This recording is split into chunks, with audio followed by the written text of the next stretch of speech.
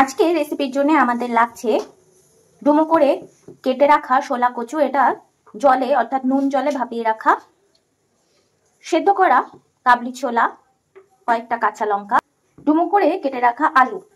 রান্না শুরু করছি, তাই গ্যাসে কড়াই বসিয়ে আমরা আগে থেকে এটাতে হলুদ দিয়ে রেখেছিলাম, আর তেল দেওয়ার পরে ফোড়নে দিলাম গোটা জিরে, তেজপাতা।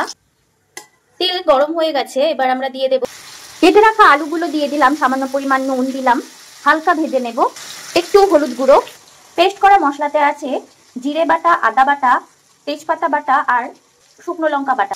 সেদ্ধ করে রাখা শোলা কচুগুলো অ্যাড করে দিলাম, জিরে বাটাটা অ্যাড করে দিলাম, হলুদ দিয়েছিলাম তাও একটু দিয়ে দিলাম, স্বাদ অনুযায়ী নুন, লঙ্কা বাটা দিয়ে দিলাম, কাবলি ছোলা সেদ্ধ করে রাখা সেটা ভালো করে কষিয়ে নেব, দিলাম চিনি, ভালো করে কষিয়ে নিয়ে জল দিয়ে দিলাম।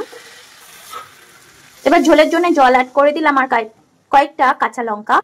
একটু ফুটে উঠলেই গরম মশলা আর ঘি ছড়িয়ে আমরা পরিবেশন করব। দিলাম গরম মশলা, জায়ফল, জয়িত্রী, ছোট এলাইচি, লবঙ্গ, দারচিনি আছে।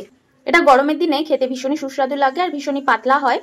শোলা কচুর ঝোল এটা একদমই তৈরি হয়ে গেছে, এবার অনেকটা ঘি ছড়িয়ে আমরা পরিবেশন করব।